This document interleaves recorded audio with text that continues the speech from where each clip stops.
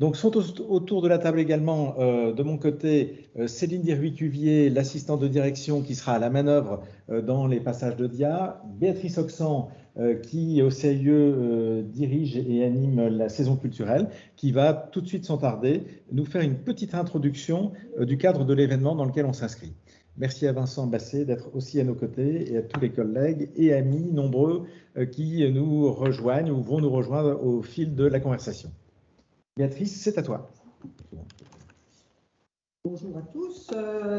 Eh bien oui, cette saison culturelle qui est triennale, 21, 22, 23, sur une thématique qu'on a intitulée « Vivre, vive nos territoires ». Cette saison propose une régularité par trimestre correspondant à nos 4 ateliers. Là, on est donc dans l'atelier à l'échelle des paysages, construire les paysages de demain et plus particulièrement paysages culturels. Alors, on a, plutôt que de parler de corridors ou de choses comme ça, ou de trams, on a essayé de retrouver, de voir de quelle manière on intitulait ces éléments dans le paysage. Et on a trouvé des beaux mots comme treilles, minière, comme capillaire hydrographique ou trame étoilée. On peut aussi trouver des couleurs qui nous évoquent le bleu pour l'eau, le vert pour la végétation, le noir pour la lumière nocturne ou le brun pour les sols. Et autour de ces mots évocateurs, eh bien, on se propose de réfléchir au paysage culturel, à ce qui fait lien, à ce qui fait flux, à ce qui fut peut-être délaissé, abandonné et qui se transforme. Donc voilà, tout un panel d'expériences, de panoramas de terrain et aussi de fragments, de zoom sur des choses plus... on va aller un petit peu plus loin dans l'analyse. Voilà. Ok, alors vous voyez, donc se déroule sous vos yeux le carnet numérique que nous avons produit avec les différentes présentations. Donc l'ensemble avec l'accord des intervenants est filmé. Donc du coup, la traçabilité du webinaire sera complète. Vous pourrez aussi de votre côté la revoir sur notre site internet ou la partager avec les gens dont vous trouverez l'intérêt pour effectivement prolonger nos échanges. Alors, Béatrice l'a introduit, nos rencontres, elles ont toujours un focus thématique, elles ont toujours un grand témoin et des opérations ou des actions à qui on va pouvoir donner la parole. Je reviens un peu sur la problématique. La problématique, c'est que nous sommes maintenant bien conscients à travers l'actualité qui nous est donnée que le rapport de l'homme à son environnement a été bien bousculé et notre région n'échappe pas à ce regard et que nous avons effectivement, surtout depuis l'ère industrielle, il faut le reconnaître, cassé des liens qui nous liaient à notre environnement. Et je reprends cette image du lien ou du tissage. Nous qui sommes un territoire de textile et de relations, eh bien nous savons que nous devons beaucoup à la nature qui a permis effectivement beaucoup de choses dans ce territoire qui s'offre à l'action de l'homme de manière assez extraordinaire. Et quand je dis ce territoire, je salue Bernd Parrett qui nous a rejoints. Il n'a pas de frontières, c'est bien une approche culturelle qui nous semble importante d'avoir pour re-questionner cette relation de l'homme avec le vivant.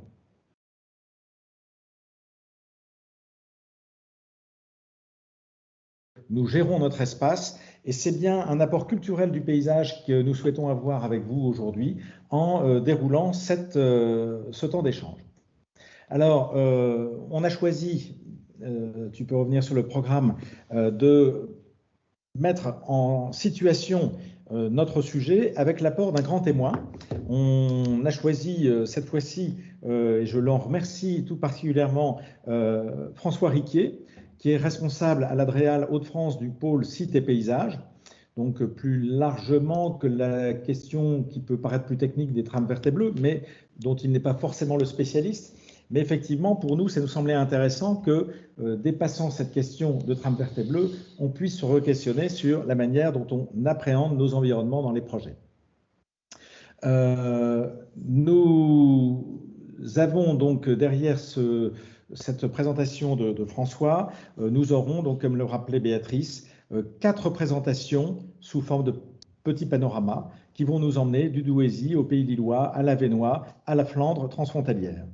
Et puis, deuxième partie, un fragment où là, nous inviterons un collègue de notre union régionale des CAUE, Bruno Stoup, qui nous rejoindra, qui nous présentera effectivement la manière dont on peut faire sens jusqu'aux citoyens, parce qu'effectivement, cette relation que nous voulons re-questionner de l'homme avec le vivant qui l'entoure, est bien une approche culturelle dont il faut trouver les moyens d'intéresser l'ensemble de nos publics. À chaque fois, entre les séquences, Béatrice va pouvoir collecter par le biais du chat dont vous avez l'habitude, donc la conversation en ligne, de prendre vos questions, vos remarques, vos observations, vos étonnements, et derrière la séquence panorama, puis derrière la séquence fragment, eh bien, on aura l'attention de vous redonner la parole. Voilà pour le fonctionnement. Pour mettre en plein écran. Pour mettre en plein écran, est-ce que là vous voyez en plein écran? On le voit ici chez nous, mais on ne le voit pas. Tu l'as? Ok. Voilà, très bien. Donc, je propose que François Riquier, responsable du pôle site et paysage, service eau et nature à l'Adréal, puisse nous ouvrir cette séquence de ce webinaire dont je vous remercie d'être les témoins. François, la parole est à toi. Merci Benoît et bonjour, bonjour à tous. Donc je vais pas tu ouvres le micro, François, si tu veux bien. Il est ouvert mon micro. Vous ne m'entendez pas? Si, nous on entend. Voilà, on te voit. Vous voulez me voir ou pas? Ce que vous voulez. Micro ouvert, François, tu as la parole. D'accord. Très bien. Donc, merci et bonjour à tous. Je ne vais pas me représenter puisque Benoît, tu viens de le faire. Juste repréciser effectivement que je ne suis pas un spécialiste de la trame verte et bleue.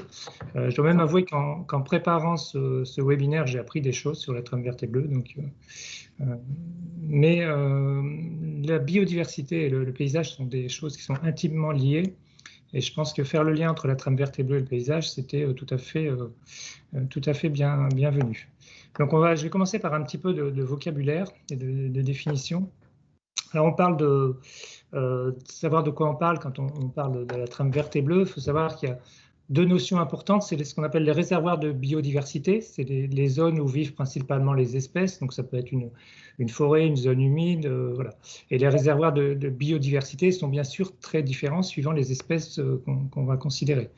Et puis, deuxième terme important, c'est ce qu'on appelle les corridors écologiques, qui sont un peu les voies de communication, comme pour l'homme qui dispose de voies de communication pour se déplacer.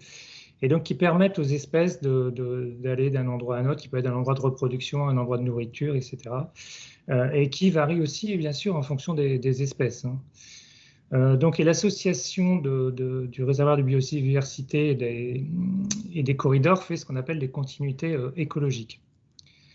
Alors, s'il existe différentes trames, ça a déjà été, on peut passer à la diapo suivante.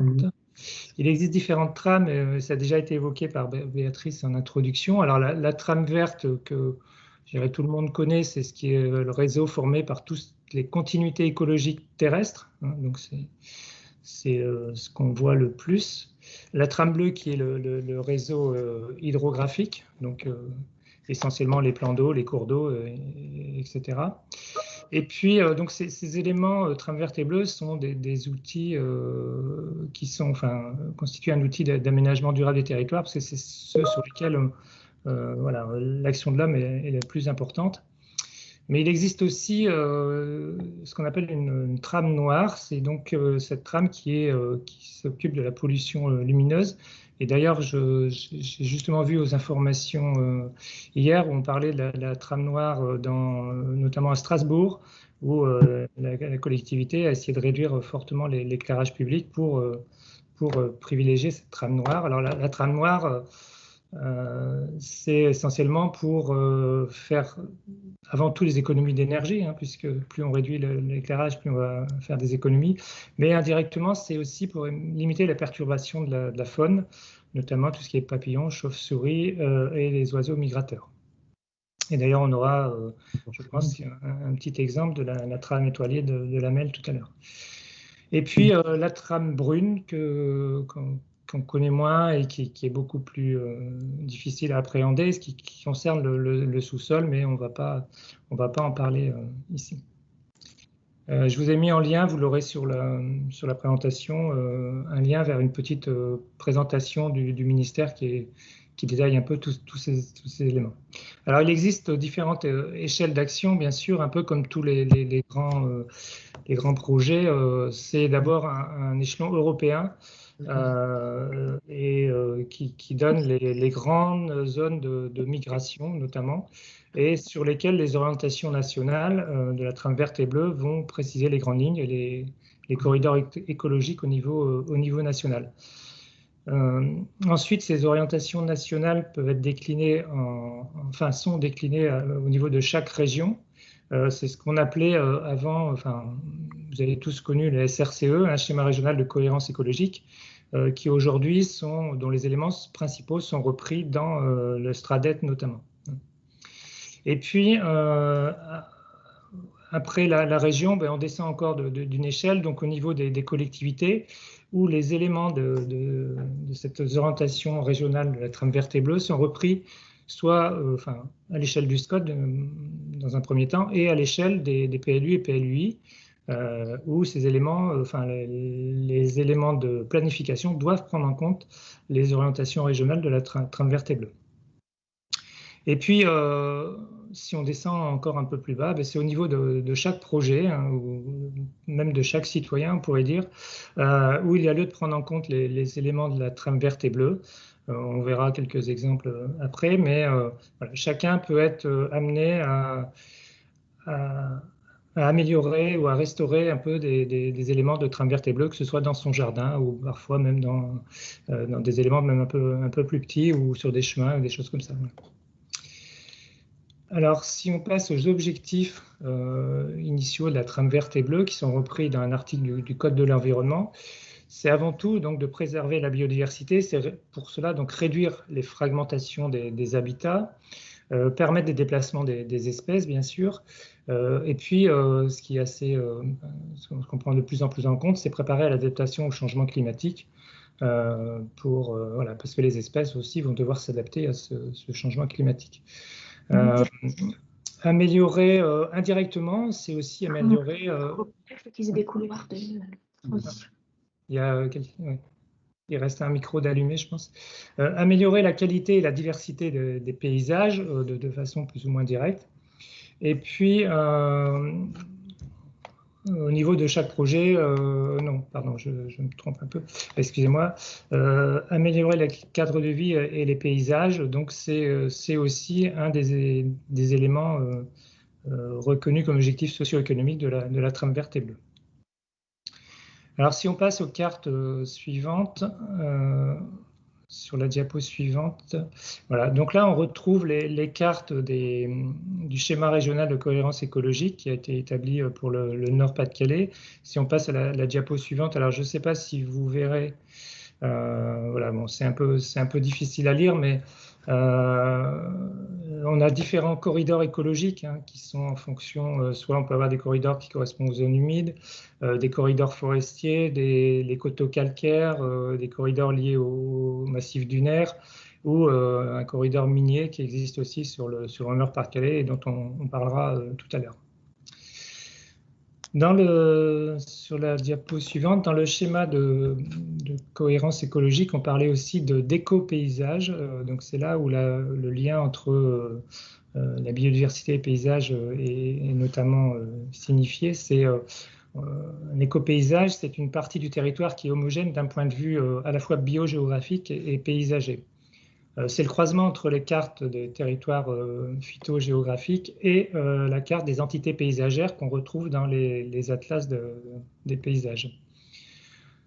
Suivant le cas, ces éco-paysages peuvent être plus ou moins fragmentés et ils peuvent aussi, à contrario, être perméables au déplacement de la faune et de la flore. C'est ce qu'on recherche, notamment dans le développement de la trame verte et bleue.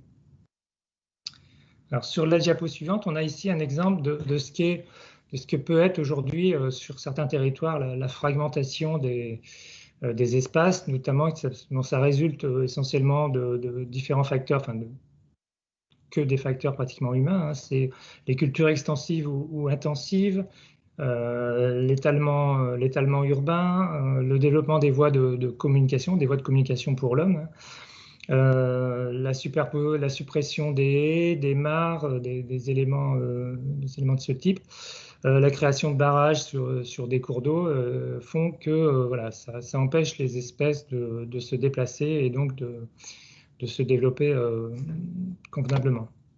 Et si on voit la diapo d'après qui montre ce que peut être voilà, le même territoire avec une prise en compte de la trame verte et bleue, donc avec une restauration des corridors écologiques et des réservoirs de biodiversité, qui peuvent être faits soit en préservant les prairies, en modifiant les pratiques structurales, en replantant des haies, notamment le long des cours d'eau, en développant des trames végétales urbaines, c'est ce qu'on verra peut-être aussi au cours des différentes présentations, et puis en réalisant des passages faune, soit sur les voies routières ou ferroviaires, ou en supprimant les barrages sur les cours d'eau. Alors, sur la diapo suivante, on a des exemples ici. Donc, sur la droite, vous avez un passage faune sur une route ou une autoroute. Et puis, sur la droite, c'est un barrage hydroélectrique, un ancien barrage. C'est une photo prise à Amiens, celle-là, où on a restauré une continuité du cours d'eau, du fleuve Somme, pour les poissons migrateurs. Alors, sur la diapo suivante, le lien entre trame verte et bleue et paysage, c'est un peu ma conclusion et un peu l'ouverture sur la suite des exposés. C'est de dire que la restauration de la trame verte et bleue, c'est aussi une manière de créer et de préserver le paysage et le cadre de vie. Et donc, la trame verte et bleue est aussi, enfin, je considère que la trame verte et bleue est aussi un projet de paysage qui doit être étudié à chaque niveau de décision et à chaque échelon,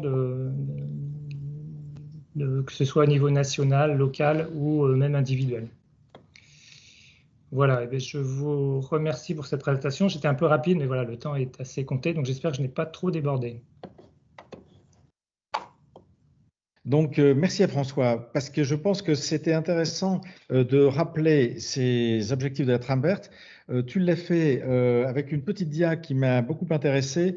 C'est l'imbrication de ces échelles d'action, des intentions de l'Europe à l'approche nationale, régionale, le SCOT, le PLUI. Les gens ne connaissent pas toutes ces notions-là qui nous racontent que nous faisons projet collectif. Et quand tu as rapporté que tout ça venait du terrain, effectivement, ça me semble être essentiel et l'objet de notre rencontre.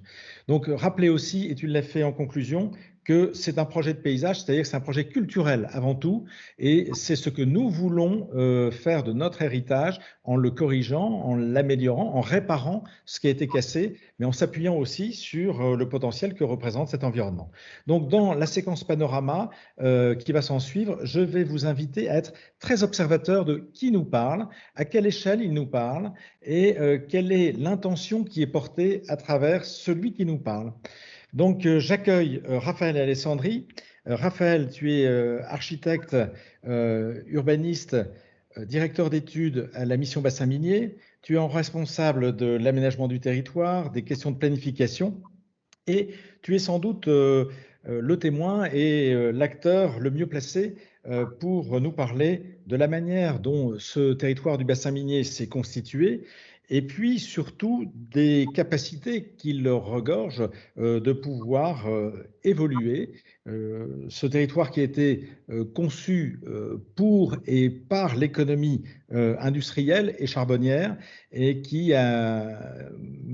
porte l'enjeu d'une modification radicale pour s'adapter aux enjeux du XXIe siècle.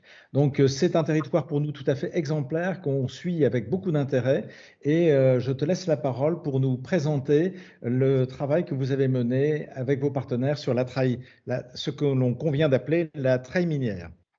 Bonjour, merci Benoît et merci au CAUE de me donner l'occasion d'en parler. Alors, je suis désolé, je suis un peu frustré parce que je ne suis pas là en direct avec vous, mais bon, voilà, CU m'a fait la sympathie de pouvoir m'enregistrer avant, donc voilà, je m'en excuse. J'espère qu'une prochaine fois, je serai avec vous pour de vrai. Je vais partager mon évoqué, enfin, c'est un peu un pied de nez d'arriver à passer de la perception d'un paysage qui est né et qui a été constitué pour une exploitation éminemment non durable, une exploitation économique minière, et de voir comment aujourd'hui, à travers les études menées, mais aussi surtout les projets menés sur le territoire, on peut passer d'une perception d'un paysage industriel à la perception d'un paysage qui remaille des liens entre l'homme, la nature, mais surtout entre les projets. Je vais vous parler plus particulièrement d'une image. Alors c'est une image, un concept, un parti pris de la treille minière qui est en fait une manière une image qui permet de mieux rendre compte, de mieux aussi représenter, de mieux expliquer la diversité, la richesse et aussi, il faut le dire, la complexité de l'héritage minier. De rendre compte également la manière dont cet héritage tisse des liens et les répercussions qu'il a eu avec le paysage préexistant.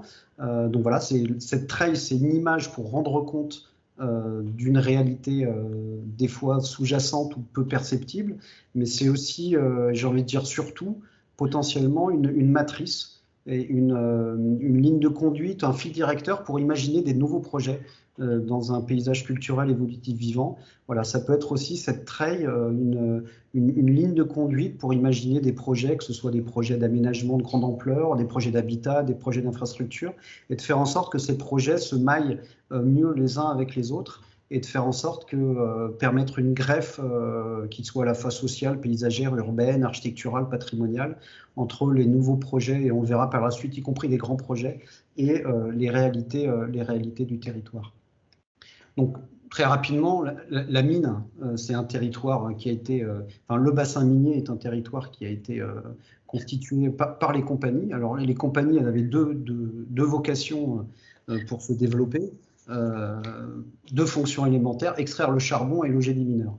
Donc, une fois qu'on a dit ça, il y a toute une série d'infrastructures, d'éléments, que ce soit à la fois aujourd'hui, on appelle ça du patrimoine technique, donc les anciennes fosses, les chevalements, qui sont ces grosses infrastructures qui permettaient de descendre jusqu'à 1000 mètres de profondeur, mais également les terris, tous ces anciens cavaliers qui sont des réseaux de voies ferrées pour acheminer le charbon, les avoirs, les mini-mages, donc voilà, toute une série d'outils qui était dédié en surface pour l'exploitation du sous-sol, mais également sur un territoire très peu anthropisé, il fallait construire pour loger de la main-d'œuvre. La mine est une industrie de main-d'œuvre. Donc à côté de cet héritage technique, un héritage social extrêmement riche, fait de cités minières, encore aujourd'hui 70 000 logements, des écoles, des presbytères, voilà, quoi. On gérait la vie du mineur, hein, du berceau au cercueil.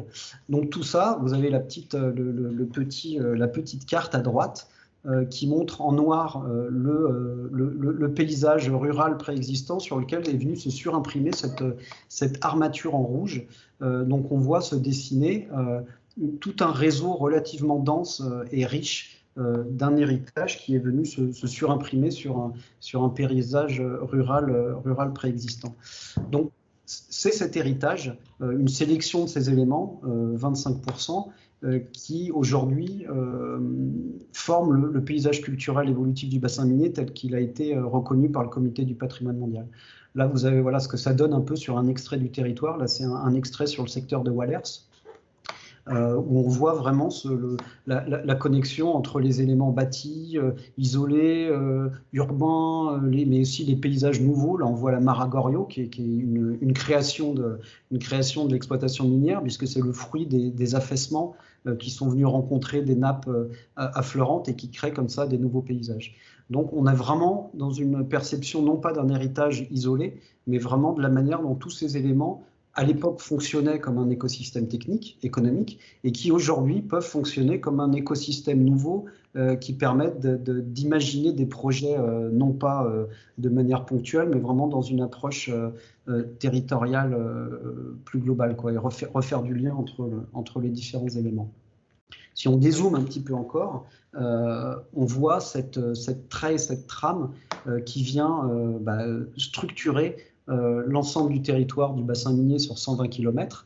Alors, cette carte, c'est vraiment le fruit plus d'une dizaine d'années d'études, d'inventaire, de recensement, à la fois typologie par typologie, mais aussi accompagné par des paysagistes, notamment l'atelier de l'ISM avec Pierre-Yves Pascot, qui était associé à l'architecte urbaniste Anne Gentil du cabinet Urbicand, qui nous ont accompagnés un petit peu pour, au-delà de l'approche isolée, typologie par typologie, de pouvoir mieux se rendre compte de la perception de cet héritage dans le paysage aujourd'hui du bassin minier. Donc on voit comme ça se dessiner, il y a eu un énorme travail évidemment cartographique, travail de terrain, travail sur la perception, et c'est comme ça qu'est apparue cette idée de trail, parce qu'en fait, comment est-ce qu'on arrive à expliciter, à rendre compte de la complexité de cet héritage, et surtout de faire en sorte qu'il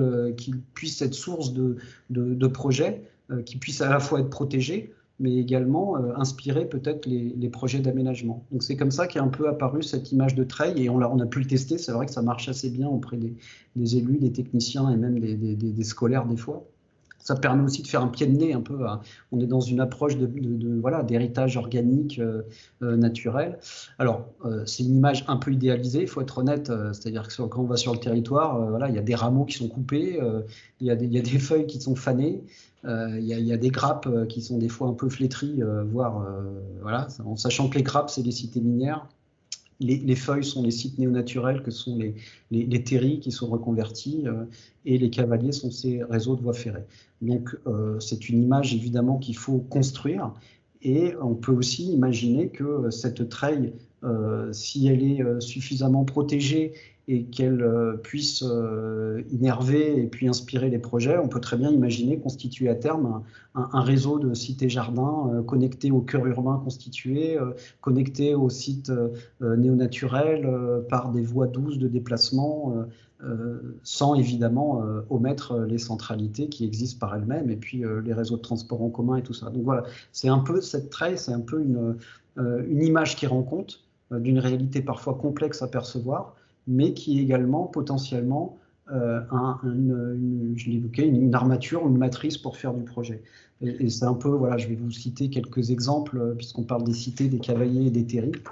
C'est un peu la manière dont, en tout cas, la mission, on essaie de conduire ou d'accompagner les collectivités quand on travaille sur un projet. Il y a notamment, je pense notamment au travail qui a été fait sur une série qu'on a appelée les cités pilotes. Notamment, là, on voit à Pécancourt, où il y a eu tout un travail d'une cité qui devait être démolie en partie, qu'on a réussi à sauver.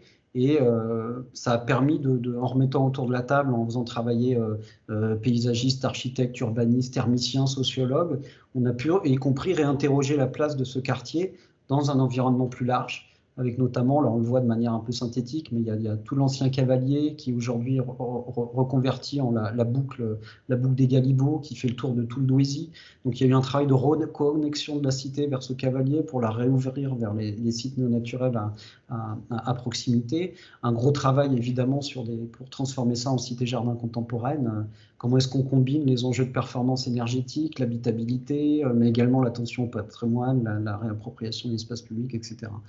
Donc voilà, la trail, c'est s'attacher à l'objet, mais c'est aussi faire en sorte que cet objet prenne place dans un environnement plus vaste. Aujourd'hui, c'est quand même intéressant de voir que le travail qui est fait sur ces quartiers, ça permet alors j'en fais pas la pub, hein, mais c'est un travail pour les habitants, c'est aussi potentiellement un travail à une autre échelle, puisqu'aujourd'hui l'ancienne pharmacie des mines de la cité a été reconvertie et accueille aujourd'hui l'office de tourisme du cœur d'Ostrevent. Je peux vous dire qu'il y a quelques années, c'était complètement inenvisageable, puisque la cité devait être démolie en grande partie. Donc encore là, un beau pied de nez. Donc voilà, un projet qui permet d'innerver et d'être un point de départ sur une découverte du territoire à plus grande échelle. Il y a également les sites néonaturels, donc tous les terris, les bassins d'affaissement qu'on voit là, donc, et qui ont des vocations très diverses. Hein. Il y a suivant le caractère du site, sa place dans son environnement urbain ou plus naturel, avec des dimensions plus ou moins à vocation naturelle de préservation de la biodiversité, d'autres à vocation plus de loisirs, en sachant il faut toujours arriver à mixer les différents enjeux. Voilà, c'est pas parce qu'on a un terri ou un site qui est destiné potentiellement à l'accueil du public que la dimension environnementale et de la biodiversité doit être mise de côté. Inversement, on peut aussi concilier une approche environnementale et la protection d'une biodiversité avec une découverte quand même de ces sites. Donc voilà, l'ambition de... Ça aussi encore un pied de nez, hein, c'est des sites qui étaient quand même assez fermés. Aujourd'hui, la chaîne des terris a été classée, 78 terris ont été classés au titre des paysages. Donc c'est vrai que ça transforme aussi d'une part la manière de percevoir ce paysage, d'autre part la manière évidemment d'envisager les projets. Ça permet voilà, aussi de garantir leur protection sans évidemment les figer, quoi.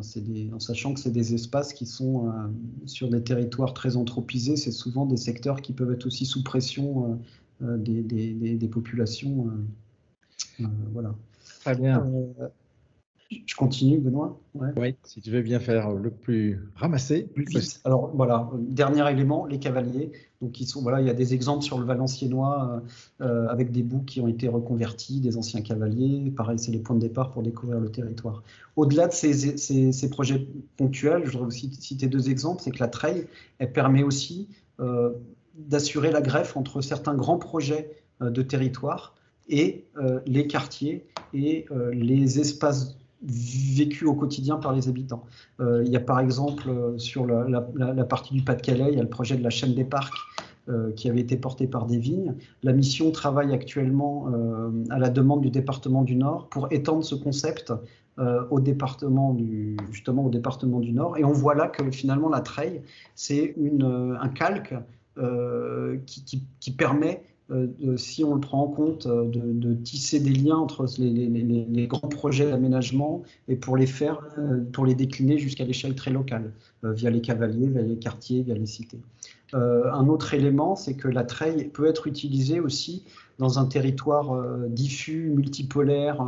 Ça permet de concilier souvent les injonctions contradictoires entre la nécessité, en tout cas la volonté d'avoir des intensifications urbaines, mais également dans un territoire comme le nôtre, de pouvoir assurer les questions de polycentralité et puis d'un développement équilibré. Donc là, on a travaillé avec la Porte du Hainaut et ils ont intégré dans leur PLUI le concept de la treille pour pouvoir justement envisager un aménagement du territoire qui puisse concilier un peu ces approches centralité, intensification urbaine et répartition équilibrée des projets. Un autre exemple, en ce moment, la Porte du Hainaut a candidaté à Europan.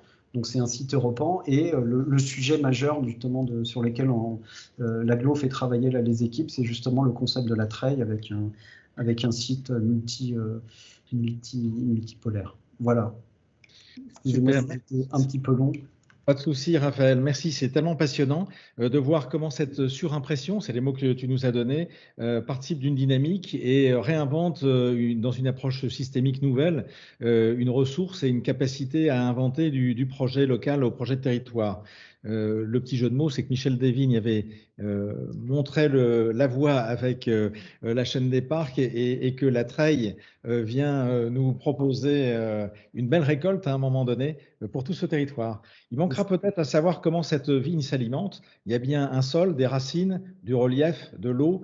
Ça sera l'objet d'autres discussions avec toi. Merci en tout cas d'avoir été présent avec nous, Raphaël. Et on poursuivra le jeu des questions-réponses avec notre grand témoin tout à l'heure. À bientôt. Je vous propose qu'on enchaîne avec quelqu'un présent cette fois-ci directement à nos côtés. On change de territoire, on change de focale, on est dans les Pays Lillois et j'invite donc Florent Combette, conseiller en énergie à la métropole européenne de Lille, à nous faire sa présentation dont on retiendra effectivement l'originalité de la démarche. Donc on parle de la trame verte et bleue, plutôt bleue, mais vue sans l'éclairage du jour, vue de nuit. Merci Florent de nous faire cette pirouette. On change de territoire et on change de point de vue. Bonjour à tous. Oui, donc là c'est vraiment une expérimentation qui est bien plus sectorisée, puisqu'il va s'agir uniquement d'un petit périmètre des bords de Deules. Et donc, je vais vous présenter ce POC, ce Proof of Concept, qui rentrait dans la démarche design de l'île métropole capitale mondiale du design, qui s'est donc déroulé sur un petit périmètre, donc de l'île à Quesnoy. Voilà, donc je vais vous présenter ça. Si vous pouvez passer donc à la première slide. Donc l'intitulé Tram étoilé a été un choix de notre vice-président de l'époque, mais finalement c'est un terme qu'on peut retrouver, c'est l'équivalent de tram noir, tram sombre. Il me semble qu'à Douai, il y a une tram sombre qui est mise en place, où on peut également retrouver une tram d'environnement nocturne préservé, qui est un petit peu plus lourd. L'idée étant de réfléchir à l'usage de la lumière, justement à son extinction, pour réduire la fragmentation écologique des milieux sur un territoire spécifique, et cette fragmentation faite par la lumière. L'intérêt premier est la préservation de la biodiversité. Il y a également un impact forcément sur les consommations énergétiques, mais également sur la santé, puisqu'il a été démontré que la lumière artificielle venait perturber les cycles biologiques, dont celui de l'homme, et également une préservation ou une réflexion sur le paysage nocturne souhaité. Ce projet de tram étoilé est né de deux gros constats. Le premier, c'est qu'il y a une étude qui s'appelait Tram Noir, qui a été menée sur le territoire métropolitain et qui a mis en évidence que la Deûle était le corridor majeur de ce territoire. Et une autre démarche menée par nos collègues de la planification, qui s'appelle Bordeaux-Deûle 2040, a mis en évidence qu'il y avait un développement très fort de ce secteur, notamment entre Lille et Vambrechy, avec des aménagements d'ici 2040 qui allaient faire que l'équivalent de la population de Vambrechy allait s'installer sur ce périmètre très court. Et une évolution des usages qui est déjà en cours, donc notamment avec un besoin de déplacement sur les bords de Deûle, que ce soit pour le domicile travail ou pour les loisirs, et également une évolution du fret, puisque là, VNF annonce un passage en grand gabarit dans les années qui viennent. Donc, avec des péniches bien plus grosses, constamment éclairées. Donc, beaucoup d'éléments à prendre en compte. L'autre constat, qui là venait de ma mission spécifique, qui est pour ma part d'accompagner les communes dans la maîtrise de leur consommation d'énergie. Et en l'occurrence, j'accompagne un certain nombre de communes qui se trouvaient sur ce périmètre. Et la plupart envisageaient de revoir l'éclairage des bords de Deûle.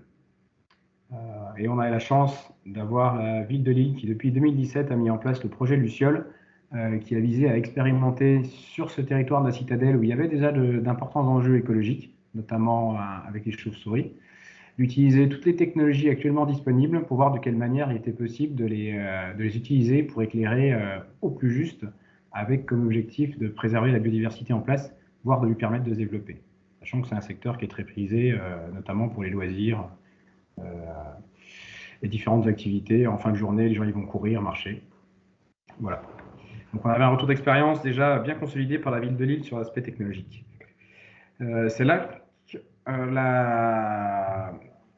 que Lille est rentrée dans cette démarche de design. Et donc la MEL nous a permis de passer de faire appel à des groupements de designers. Donc on a décidé finalement de mener cette réflexion avec le prisme du design. On s'est fait accompagner par un groupement de designers qui était Design Global Plus. L'intérêt étant qu'il y a une telle diversité d'acteurs à impliquer dans cette maîtrise de l'éclairage, ou en tout cas dans la gestion de l'éclairage qu'on veut sur ce périmètre, que finalement cette démarche avait tout son sens en impliquant au cours de différents ateliers la diversité du public qui pouvait être rencontré, donc des acteurs publics, des acteurs privés, mais également des particuliers, principalement représentés par des associations. Et donc, comme je l'ai dit, oui, c'est une démarche qui s'est focalisée sur le tronçon Lille-Quesnoy, puisque finalement, on retrouvait déjà un bon nombre de paysages assez représentatifs du linéaire métropolitain, en tout cas.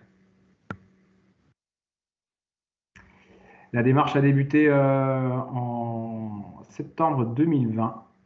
Il s'en est suivi 4 ateliers. Un dernier pour lequel on a testé les équipements qui avaient été retenus. Là, pour le coup, c'est des outils de sensibilisation. Et un comité de clôture en juin de cette année. Donc très brièvement, donc, il y a eu 4 ateliers. C'est plus pour vous présenter la démarche au final.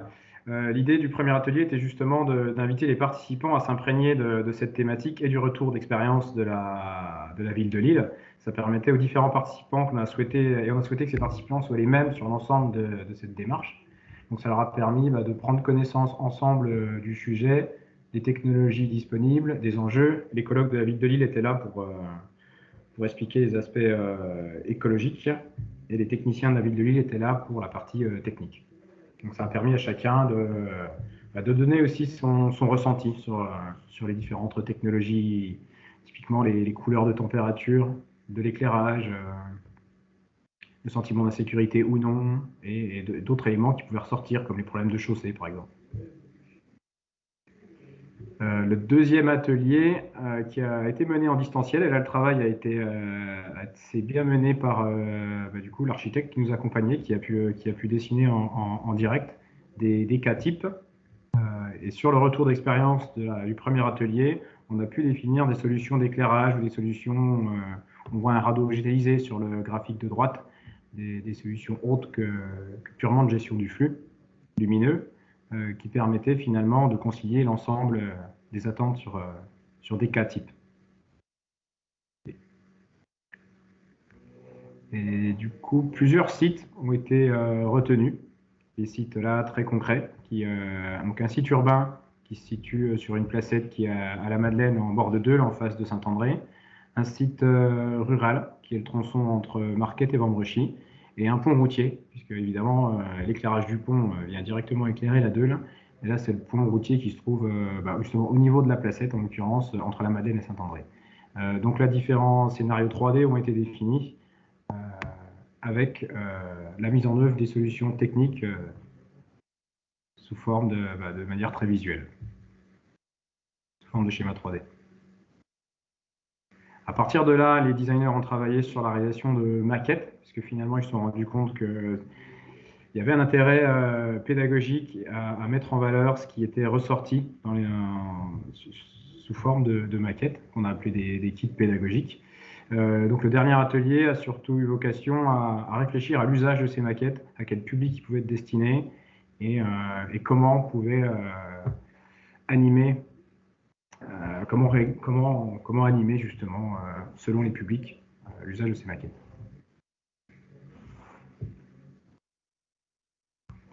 Donc les livrables issus de cette démarche, là on voit une des maquettes où on va pouvoir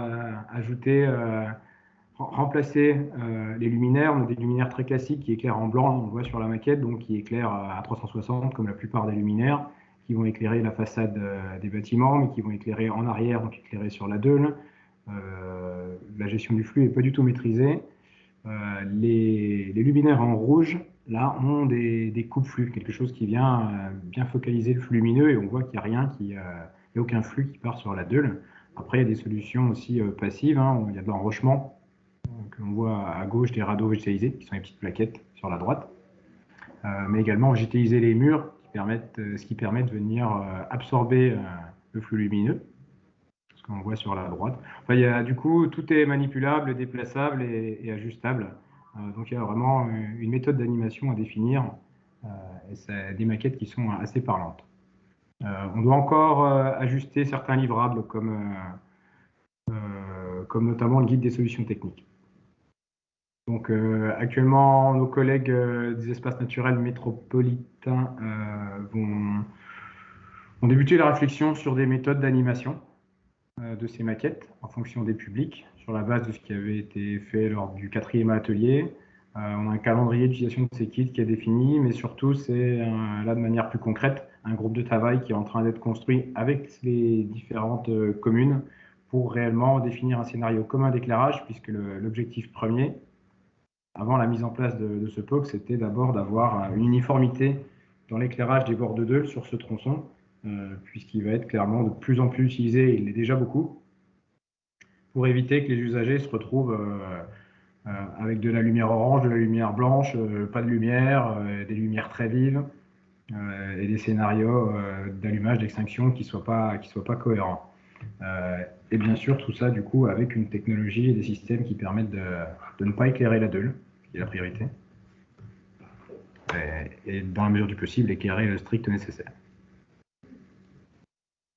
Voilà, le lien qui est en bas de la diapo, sur le lien que vous voyez en bas de la diapo, vous allez pouvoir récupérer l'ensemble des comptes rendus, l'ensemble des documents qui ont alimenté cette démarche. Donc, je dirais pour conclure sur cette démarche de design, la particularité, c'est qu'on ne sait pas exactement ce qui va ressortir de la démarche, puisqu'il y a un travail au départ qui va consister à identifier les attentes de chacun, les besoins. On s'attendait à avoir un luminaire type, mais finalement, il y a une diversité de milieux et d'enjeux qui n'ont pas permis de sortir un luminaire type, d'où finalement cette solution des maquettes qui permettent de montrer ce qu'il est possible de faire sur 3 scénarios types. Maintenant, il reste clairement à travailler ensemble sur ce périmètre pour avoir une démarche cohérente d'éclairage. Voilà. Et merci Florent. Dis-moi juste 2 petites questions pour compléter. Combien de personnes ont pu suivre les ateliers que vous avez proposés? Et puis c'est toujours intéressant, si tu les as, de citer les noms. Tu as parlé d'un architecte et de designer. Si tu as quelques petits points de référence, c'est toujours intéressant. C'est l'équipe de Design Global Plus. On était principalement en lien avec Frédéric Rémaud et Bertrand Franqueville.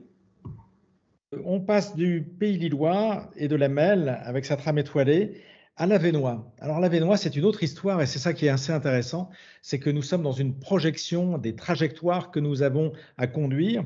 Et l'Avesnois, nous allons visiter grâce à Corinne Bury, encore une amie du CAUE qui est responsable du pôle cadre de vie patrimoine bâti au parc naturel de l'Avesnois, et Joanne Romer qui est urbaniste et paysagiste, comment le plan de paysage des sites carriers en Avesnois participe et contribue à re-questionner ce travail de l'homme, donc qui a exploité les ressources de ce très beau territoire de l'Avesnois, cette fois-ci à ciel ouvert. On était sur les mines charbonnières tout à l'heure, pour aujourd'hui retravailler cette question des sites carriers qui ont la caractéristique, pour la plupart, d'être encore en activité. Corinne, je te cède la parole. Je ne sais pas qui des deux commence la présentation. Je vais donner quelques éléments de contexte par rapport donc, à ce plan de paysage des sites carriers de l'Avesnois, et après je laisserai la parole à Joanne pour nous présenter vraiment le cœur du plan de paysage. Donc, on peut passer à la diapo suivante. Donc, quelques éléments de contexte. Donc, comme vous le voyez sur la carte, déjà, notre plan de paysage donc, des sites carriers de l'Avesnois est assez particulier parce qu'on est sur plusieurs sites, donc 7 sites carriers qui sont complètement répartis, éclatés sur le territoire. Donc, ce qui fait qu'on a des problématiques communes, donc qui sont liées forcément au type d'activité, mais en même temps, on est sur des enjeux en termes de paysage et de biodiversité qui vont être complètement différents. Sur le nord, par exemple, on a des carrières, on est sur le secteur du Bavésie, on va être sur des vallées plus encaissées avec du relief, des boisements. Et par exemple, sur la Thiérache, on va être sur des carrières où on est vraiment dans notre cœur de nature bocagée. Donc, des enjeux de biodiversité et de paysages différents, et pour autant, des projets sur lesquels on va faire des propositions qui viennent alimenter notre trame verte et bleue à l'échelle du territoire. Donc la démarche de plan de paysage, elle a été portée par les élus, et donc il y a on n'est pas sur la dernière version du diaporama, mais je pense qu'il sera modifié en ligne, par les élus et les carriers, co-animé par le parc naturel régional et aussi par l'UNICEM, qui est l'union donc des carriers au niveau régional. Donc ça a été un facilitateur parce qu'on est partenaire depuis maintenant plusieurs années. On les accompagne dans le cadre de leur projet, donc c'est vrai que ça a beaucoup facilité la mise en place de ce plan de paysage. Ce que je souhaitais de rappeler aussi en élément de contexte, c'est qu'on a voulu un volet concertation fort. Ça s'est mené sur plusieurs années pour qu'on ait vraiment un diagnostic et des objectifs partagés, pour qu'il y ait vraiment une appropriation à la fois des élus, des carriers, du plan de paysage, pour qu'il y ait vraiment une prise en compte et une traduction dans les projets qui sont menés. Une autre volonté aussi pour ce plan de paysage, notamment de la part des carriers et des élus, c'est que ça soit vraiment un projet avec une visée opérationnelle. C'est-à-dire qu'on traduise dans ce plan de paysage des principes qui puissent être facilement mises en œuvre dans le cadre des projets d'extension ou d'aménagement, mais aussi dans le cadre des PLUI qui étaient en cours d'élaboration et de finalisation. Voilà, un peu sur les éléments de contexte. Je vais laisser la parole à Joanne. Bonjour à tous. Donc effectivement, on est sur un site, sur des sites qui sont très particuliers en termes de paysage. Donc comme on a vu sur la photo précédente, on est sur des carrières de roches dures, donc on est sur des trous qui vont, des fosses de plusieurs dizaines de mètres qui vont du coup interrompre finalement tout un secteur avec des trames bocagères, des trames bleues. Voilà, quand on parle de trames vertes et bleues, il y a un réel impact des carrières là-dessus. Et aussi qui vont interrompre toutes des continuités paysagères qu'on peut avoir également, des chemins, etc.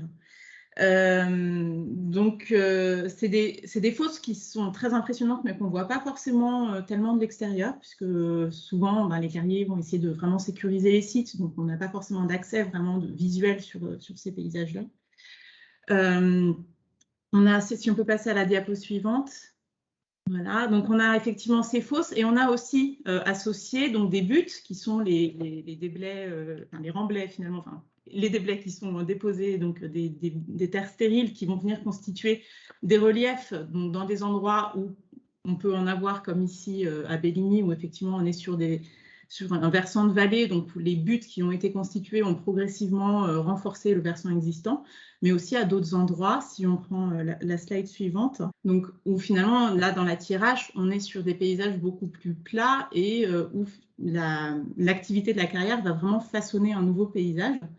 Ce qui est important de bien comprendre aussi sur ces carrières, c'est qu'elles sont toutes encore en exploitation et à des niveaux d'exploitation différents. Donc, on va avoir des carrières qui sont au tout début de l'extraction et qui sont encore très peu visibles, qui ont bouleversé les paysages, et d'autres où on a des buttes importantes qui sont constituées, des espaces de stockage, encore comme on voit sur la photo du bas, où finalement on est vraiment sur une activité industrielle et qui se donne aussi à voir et qui a aussi son intérêt, qui peut avoir aussi un intérêt à être mis en valeur. Donc on a un autre enjeu important sur ces sites carriers, c'est pour beaucoup, finalement pour 4 carrières, je crois, sur les 7, on est très proche d'espaces habités, d'espaces urbains. Et donc, on a également des enjeux de conciliation entre cette activité industrielle et les autres usages qu'on peut avoir. Donc là, par exemple, on est sur la carrière des Paquiers qui est traversée par une route. Et en fait, cette route, donc, qui vraiment traverse 2 fosses, on a de part et d'autre 2 fosses de carrière, dont une qui est en eau. Et cette route, elle relie les deux villages, 2 hameaux importants. Donc, on a vraiment un passage finalement aussi de riverains qui peut se faire au travers de la carrière.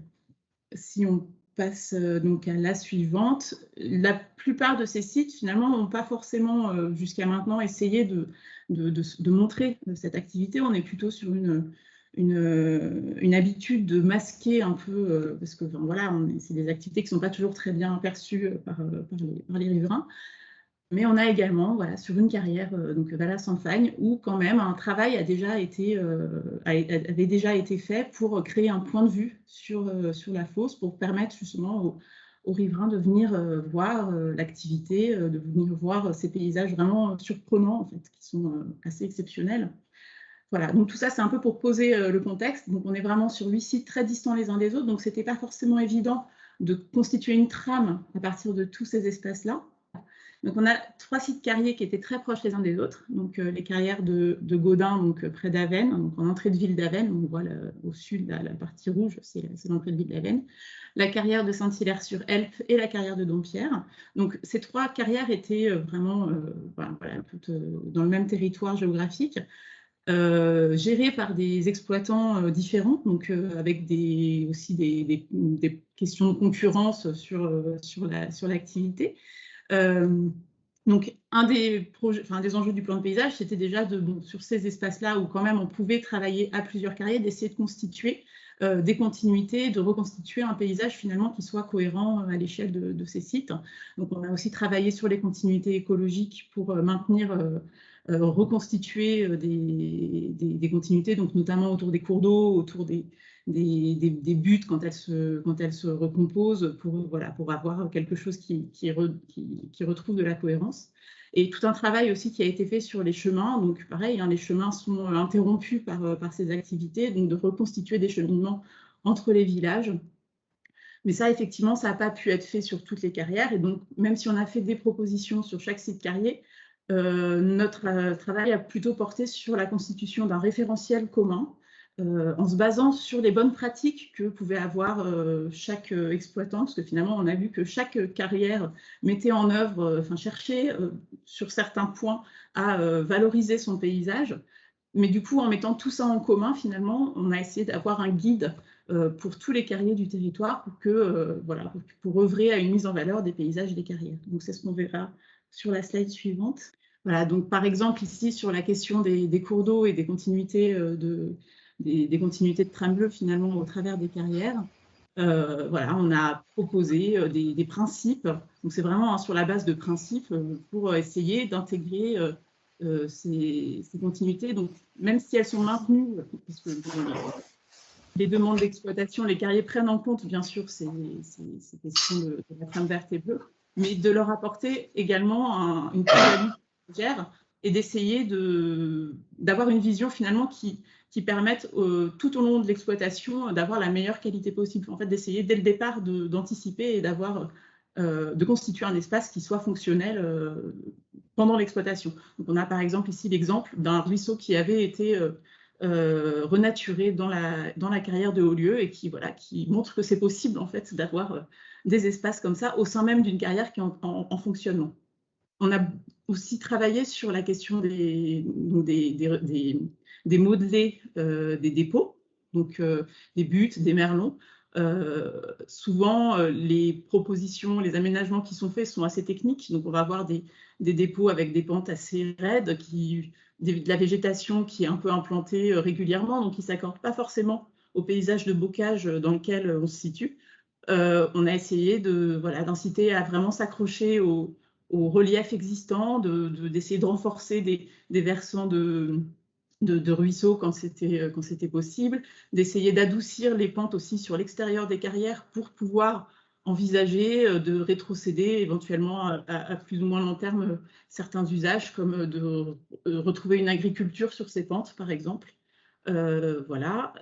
Ensuite, si on passe à la slide suivante, donc toujours en essayant de s'inspirer des exemples déjà en place. Donc là, par exemple, sur la photo en haut, on est sur la carrière de Valers, donc qui a vraiment travaillé en écho en fait avec les reliefs existants pour reconstituer sa butte de stérile, donc qui est sur la partie droite de la photo. Donc voilà, il y a des choses vraiment intéressantes qui sont à mettre en valeur sur ces aménagements. On s'inspire aussi de travaux qui ont déjà été faits ailleurs, donc par exemple le plan de paysage des sites carriers de Marquise qui a vraiment fait tout un travail justement de reconstitution d'un paysage à grande échelle. Là, pour le coup, on avait vraiment des carrières très proches les unes des autres, donc ça permettait de vraiment réfléchir à même une mutualisation de tous ces dépôts de stériles pour constituer de nouvelles collines en fait à l'échelle du territoire, ce qui était plus compliqué à faire effectivement dans l'Avesnois.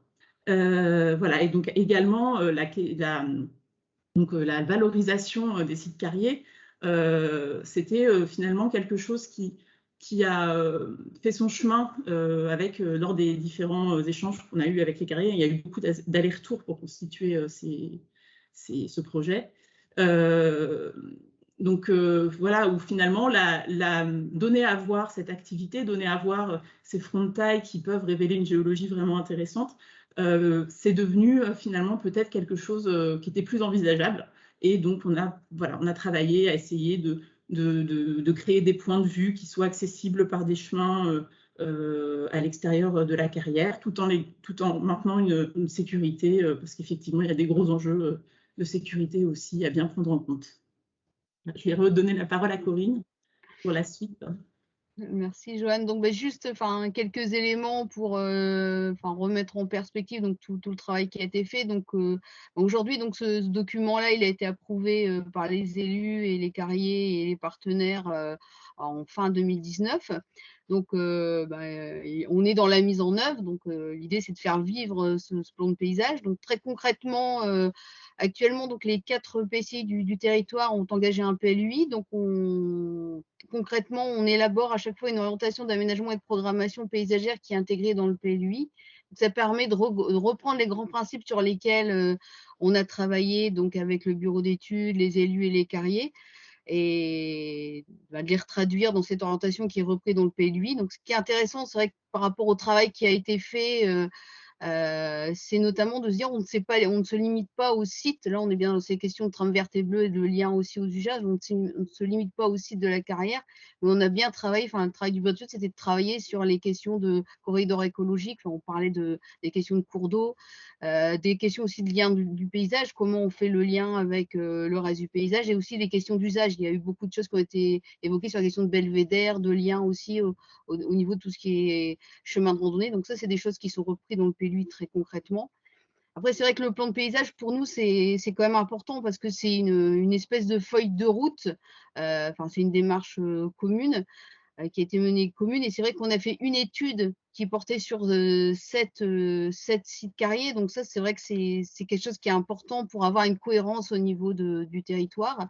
Donc c'est vrai que cette feuille de route, ce plan de paysage, c'est important pour nous aujourd'hui. Ça permet d'avoir un dialogue un peu constant entre les carriers, les communes sur l'évolution des projets. Parce que comme je l'ai mis dans la slide, c'est vrai que c'est un document qui n'est pas figé. Il va être amené à évoluer. Puis il a déjà ici évolué parce qu'on a des nouvelles données depuis que les études ont été faites, des données environnementales, des données liées au cadre de vie, au risque. Donc c'est quelque chose qui évolue. Et c'est vrai que le fait d'avoir fait vraiment cette étude à l'échelle de ce territoire-là, ça permet vraiment une mise en cohérence des projets. Et surtout, ce qui était intéressant pour nous dans la démarche du bureau d'études, et je conclurai là, c'est cette approche aussi thématique de dire on va travailler sur la question de la végétalisation des merlons, sur la question du maintien des continuités par rapport, par exemple, au cours d'eau.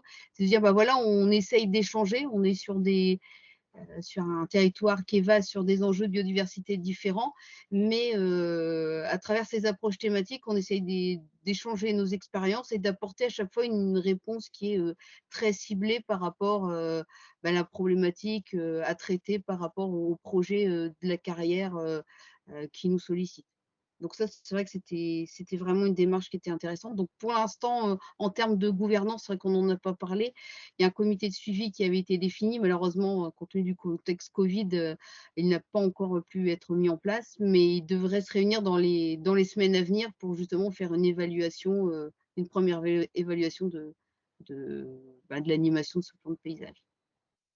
Donc on est dans cette démarche très particulière où on regarde la place de la nature dans nos environnements culturels, très travaillé par l'homme dans ce territoire, je l'évoquais, et pour lequel aussi nous avons des dynamiques très intéressantes à partager avec ce qui est mis en œuvre du côté de la Flandre occidentale. Donc Bern Parret est avec nous. Bern, tu es coordinateur régional du Westhoek et tu es un de nos partenaires habituels au CAU du Nord, qui nous accompagne et que nous accompagnons aussi depuis longtemps sur cette lecture du paysage et de ces dynamiques engagées au niveau transfrontalière.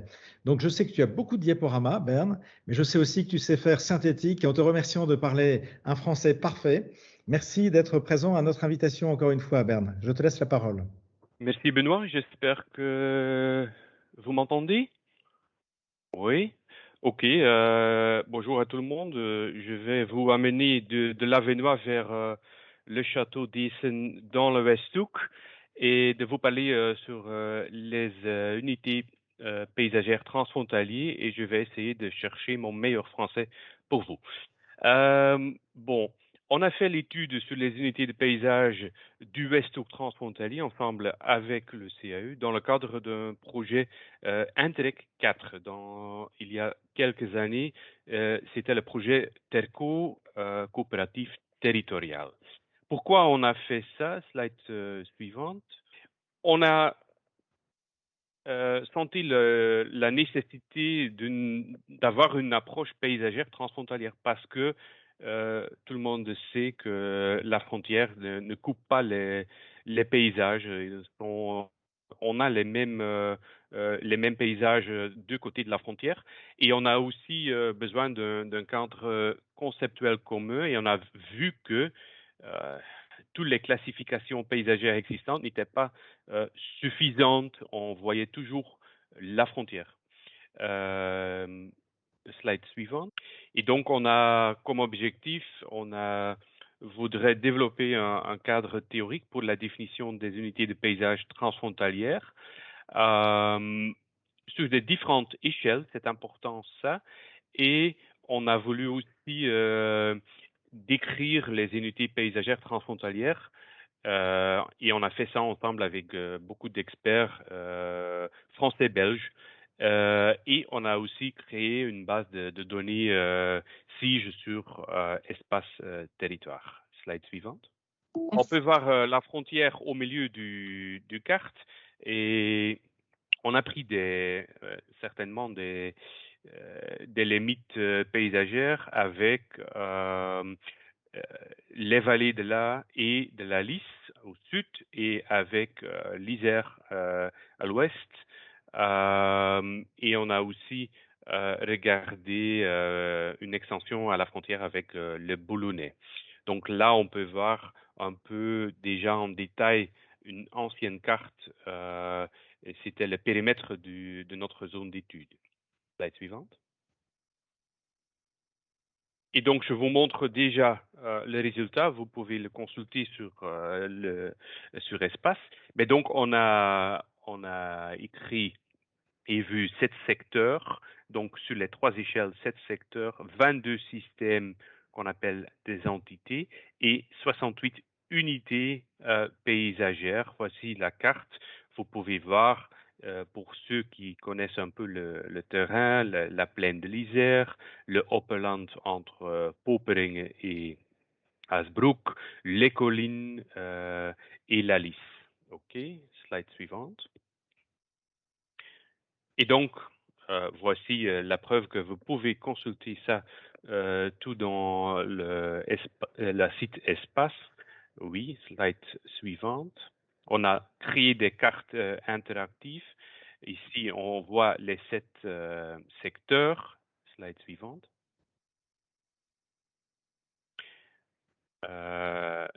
Une autre échelle avec plus de détails. Slide suivante.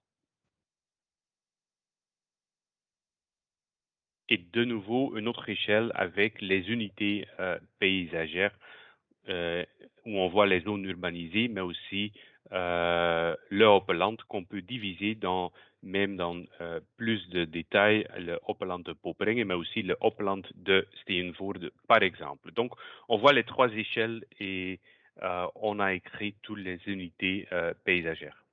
Slide suivante. C'est important de dire, et Benoît a déjà dit quelque chose, mais c'est une approche régionale. Donc, le Westhoek transfrontalier, c'est très limitrophe de la mer du Nord et la France. La zone urbanisée du Mel, mais chez nous, Courtrai. On est dans une zone très rurale typique avec un faible nombre d'habitants, une grande superficie, des petites villes, de nombreux petits villages, et une multitude de paysages, des collines, des polders, donc une variété ou une mosaïque de paysages dans notre secteur. Et les paysages ont des qualités en termes d'écologie, de biodiversité, de patrimoine au niveau flamand, même au niveau européen, comme la vallée de l'Isère, la plaine de l'Isère. Et donc, ça, c'est une fond idéal pour une opération régionale intégrée et où on en travaille maintenant déjà plus de 10 ans ensemble avec le CAE. Slide suivante. C'est pas nouveau. On a une expérience dans les domaines de la nature, de la biodiversité, de l'écologie avec notre parc naturel régional du Westhoek. mais on manquait un peu du vrai politique. Et c'était aussi une raison de travailler ensemble sur ces unités paysagères pour mieux construire une politique du paysage. On a eu la chance, et c'était un peu, ça me souvient de la première présentation avec la treille minière. On a utilisé la période commémorative de la Première Guerre mondiale pour mieux travailler ensemble dans le secteur sur le paysage. Et en 2006, le musée in Flanders Fields à Ypres a créé une exposition, Le paysage, le dernier témoin de la Première Guerre mondiale. Et c'est même aujourd'hui toujours très important qu'on garde et regarde sur le paysage comme dernier témoin de la Première Guerre mondiale. Et donc, c'était le début de travailler ensemble avec beaucoup d'experts, comment on peut mieux comprendre notre paysage, même notre histoire, et comment on peut utiliser cette période commémorative comme comme le moment pour mieux travailler ensemble sur le paysage. Et donc, slide suivante. Une autre approche, mais liée vers la Première Guerre mondiale, on a aussi regardé comment notre secteur est différent d'autres régions, d'autres secteurs dans la Flandre. Et donc, on a trouvé, pas choisi, mais trouvé, parce qu'ils sont dans notre paysage, dans notre région, trois histoires très importantes. C'est la guerre, avec la Première Guerre mondiale comme histoire très importante. C'est la frontière, chez nous on appelle ça de Schreven, et c'est le paysage avec l'importance de l'eau dans notre territoire. Et on a utilisé ces trois histoires pour mieux raconter vers les habitants, les élus et les experts comment notre secteur fonctionne. Slide suivante. On a aussi travaillé sur un cadre politique qui s'appelle le paysage de la capacité au soutien. C'est un schéma politique et c'est un peu la manière où le CAE travaille aussi, on décrit les choses, on considère, on planifie, on gère, et après on doit surveiller, impliquer et initier des nouvelles choses. C'est un schéma qu'on utilise de plus en plus dans le travail du quotidien, de gérer des projets ensemble aussi. Et pour avoir des nouveaux évolutions, des nouveaux projets, on utilise aussi un schéma d'évaluation qui regarde à quatre valeurs importantes, une valeur d'usage, une valeur de lieu et une valeur de culture et d'expérience. Et pour tout ça, on a besoin de notre paysage, parce qu'on peut regarder un bâtiment comme une valeur d'usage, mais ça peut être un lieu très important aussi. Et là, on a utilisé ce schéma pour montrer nos élus qu'ils peuvent regarder pas seulement sur la valeur de culture, mais aussi d'autres valeurs pour prendre une décision très importante. OK, slide suivante.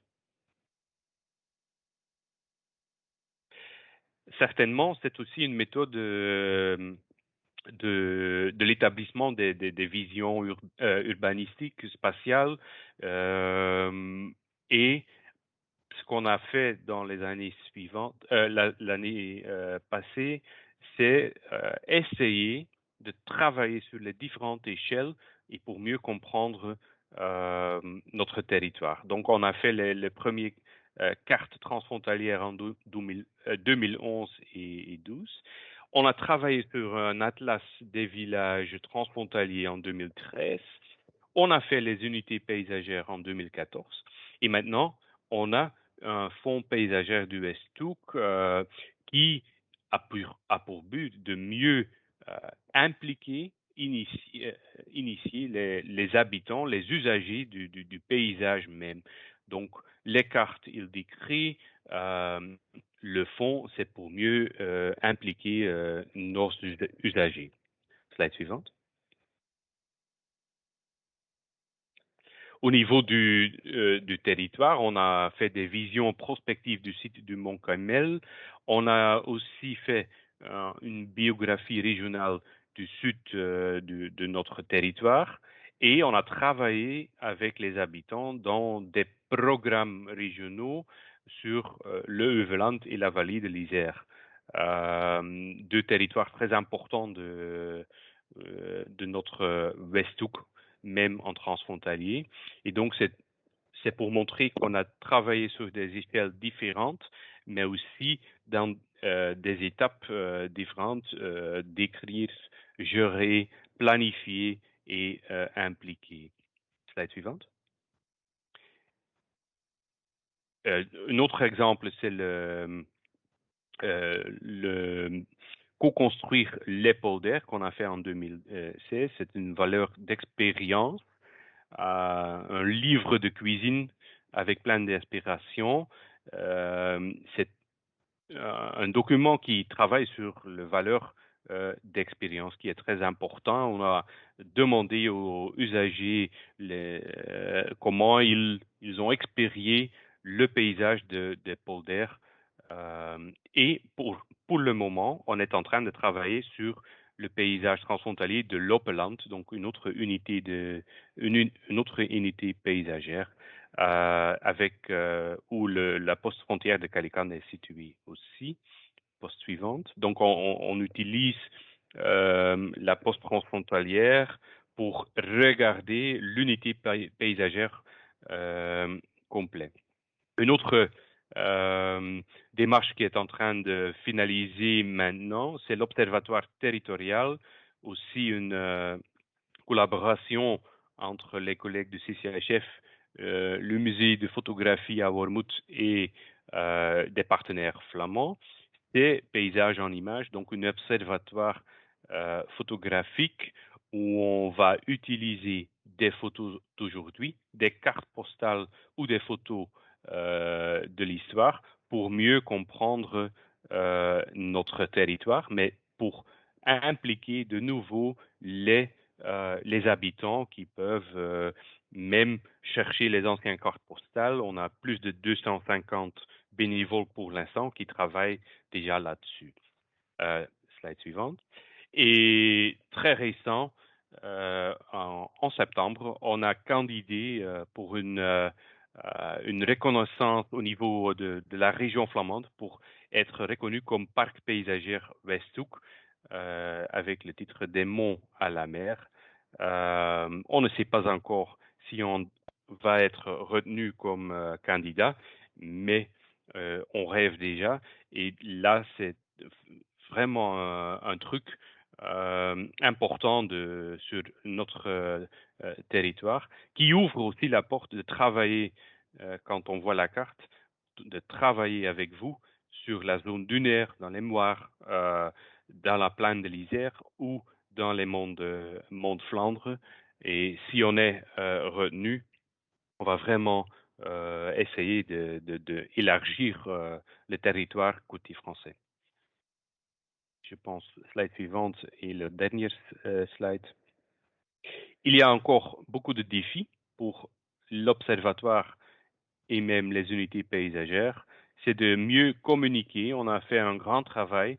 La difficulté avec les grands travaux, c'est toujours les communiquer au niveau des élus, mais même d'autres techniciens.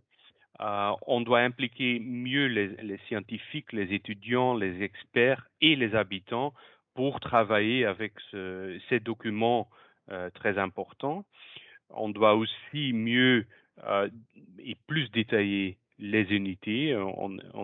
C'est un travail en cours. l'accès interactif et numérique est aussi très important. Et notre politique qui est située sur l'échelle du Westhoek, on espère aussi convertir la politique d'une plus grande échelle, de l'échelle de la province, et même, pourquoi pas, l'échelle de la région flamande. Et c'est une volonté très spécifique. On veut aussi travailler ensemble avec d'autres observatoires. Une fois que notre observatoire travaille très bien, je pense qu'on peut apprendre beaucoup de choses d'autres territoires. Quand j'ai vu l'Avenois ou le Douaisis Valencien, c'est très important qu'on peut mieux travailler ensemble. Et si vous avez des questions, la slide suivante, tu peux ou trouver moi, Vincent et Veerle van Eetvelde pour plus de détails sur l'étude paysagère. Merci bien.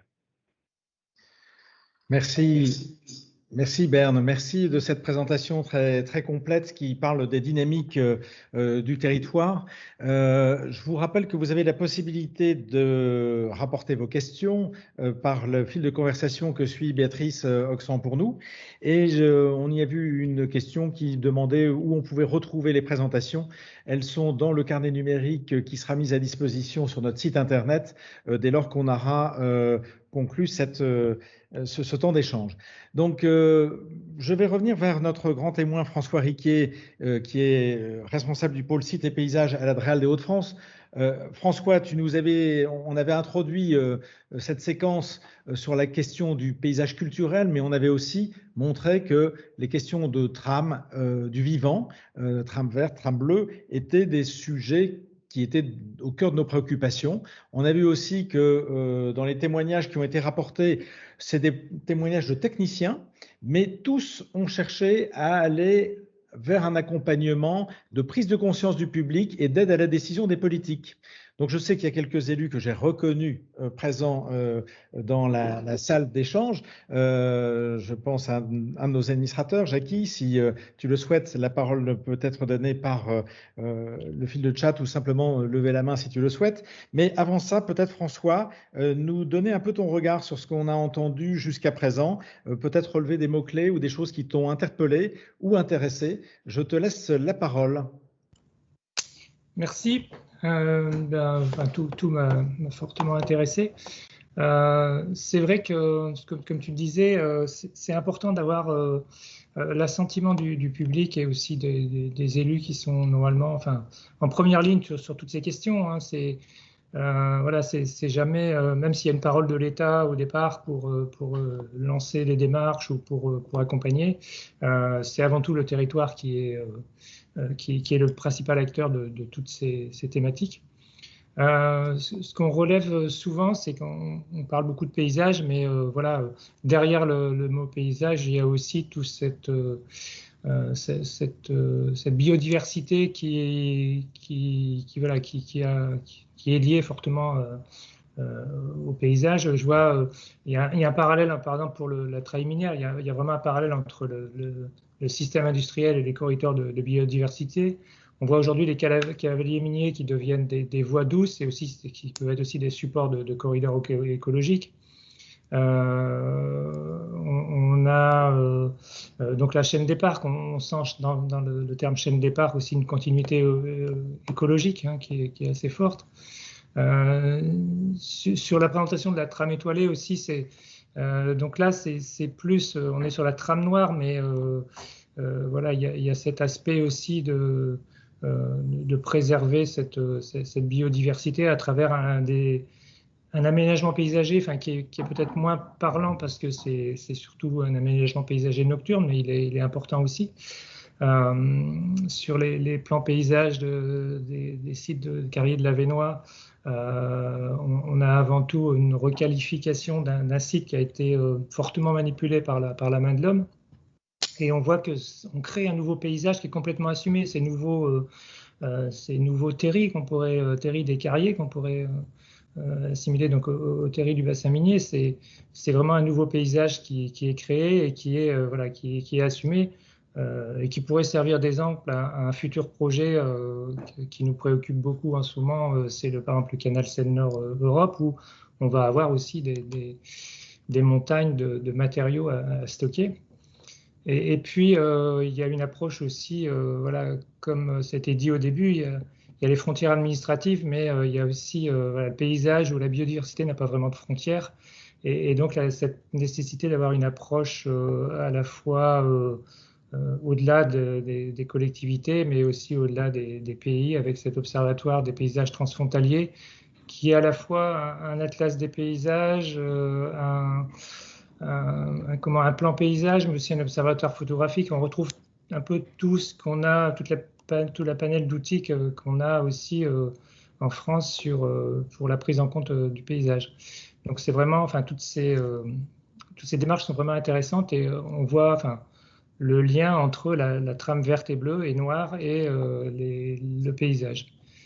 Donc voilà, je suis prêt à répondre à quelques questions, mais sachant que je ne suis pas, comme je vous l'ai dit au départ, un spécialiste de la trame verte et bleue. En tout cas, merci à toutes les personnes qui ont fait ces présentations. Moi, je note, comme l'a fait François Riquet, cette idée qu'il y a une dynamique réelle qui est en marche. À toutes les échelles, parce que ce que j'ai retrouvé aussi dans les présentations qui étaient là, c'était aussi qu'il y avait une approche, on pourrait dire interscalaire, dans lequel tout s'interpénètre. Effectivement, ce qui sera peut-être le plus difficile, c'est de mettre en musique les choses, mais la législation française, s'appuyant sur le droit européen, a mis en place les outils du projet urbain, du projet de territoire. Côté français, en tout cas, les SCOT, les PLU ont été énoncés. Et puis du côté du parc, la question des plans de paysage, et du côté de la Belgique, cette idée d'aller jusqu'à un parc qui puisse aussi remettre en situation ces dynamiques-là. Donc, sans tarder, pour rester dans notre rythme, je voudrais passer à la période dite du fragment, où là, nous allons accueillir notre collègue Bruno Stoup, qui va faire justement une relation assez facile avec la présentation de Berne, pour montrer où nous en sommes côté territoire des Hauts-de-France par l'union régionale des CAUE que nous essayons de faire vivre depuis plusieurs années. Bruno, si tu es en ligne, je te passe la parole. Oui, merci bien Benoît. Donc bonjour à tous, je suis désolé, je vous rejoins un petit peu en cours de route. Notre humble participation en ce qui concerne l'URCAE, donc à cette thématique du paysage, avec un retour de 5 ans d'action collective menée dans le cadre de l'URCAE des Hauts-de-France. Donc, prochaine slide, s'il vous plaît. Donc notre UR est relativement jeune, donc les CAE sont structurés à l'échelle départementale et au niveau régional, ils ont la possibilité de créer des unions régionales sous la forme d'associations avec plus ou moins de missions. En ce qui nous concerne, c'était essentiellement la nécessité de pouvoir avoir une représentation à l'échelle régionale et de pouvoir mutualiser finalement un certain nombre de compétences et aussi de travailler sur des projets à portée régionale, ce qui n'est pas forcément possible lorsque l'on travaille à l'échelle du CAUE. Donc cette union régionale se crée en 2016 et très rapidement en 2017, dans le cadre des 40 ans de la loi sur l'architecture, il y a une initiative qui est prise du CAUE de l'Oise de proposer une action de lecture des paysages qui s'intitulerait 40 ans, 40 lieux. Donc, il y a eu un engouement collectif autour de cette proposition et les 5 CAUE des Hauts-de-France se sont engagés donc dans cette action et se sont répartis les 40 lieux, donc 5 départements, 8 lieux dans chacun des départements. L'idée de cette opération 40 lieux, c'était effectivement de proposer des lectures de paysages in situ. L'idée de départ, c'est celle-ci. En amenant les usagers du paysage et les gestionnaires du paysage sur des points de vue que nous déterminions en fonction des caractéristiques à la fois de nos paysages régionaux et aussi des projets qui marquent ces paysages, donc un certain nombre de marqueurs et également des marqueurs aussi qui font évoluer ces paysages-là. Donc, l'idée étant d'inscrire sur ces points de vue que nous avions repérés, avec finalement chacun nos propres méthodes au niveau des CAUE. Certains CAUE ont emmené le public sur des lieux à partir desquels ils avaient plus ou moins travaillé, et d'autres ont amené les publics sur des lieux qui nous semblaient plutôt être identitaires par rapport aux paysages départementaux et régionaux. Donc ces lectures de paysages, elles s'appuient sur des dispositifs, donc des bâches qui ont été installées et à partir desquelles on a pu associer les publics et les acteurs dans une lecture, mais aussi une découverte plus large, puisque des itinéraires ont été proposés à partir de là. Donc ces lectures, c'est à la fois aider à décrypter, à observer ces paysages-là et donner des clés de compréhension de ce qui compose ces paysages et ce qui les font évoluer. Donc, il y a à l'échelle de Hauts-de-France 40 lieux qui ont été animés par les CAUE de manière non pas simultanée, puisque l'action s'est étalée finalement sur à peu près un an sur nos cinq CAUE. Donc de cette première approche, cette première lecture, ont émergé finalement 6 thématiques fortes en lien avec le socle géographique et en lien avec l'activité des hommes sur ces paysages-là. Donc très vite, nous sommes posé la question qu'il fallait finalement aller un petit peu plus loin dans cette observation et pouvoir proposer de capitaliser ces observations à travers une exposition qui aborderait les 6 thèmes principaux qui ont émergé de ces lectures. Donc les CAUE ont travaillé collectivement à l'élaboration d'une exposition. Cette exposition qui rassemble plusieurs panneaux et qui a été également l'objet d'une conférence qui a eu lieu à Beauvais et qui a rassemblé un certain nombre de professionnels. Et je pense que moi, personnellement, je n'y étais pas présent.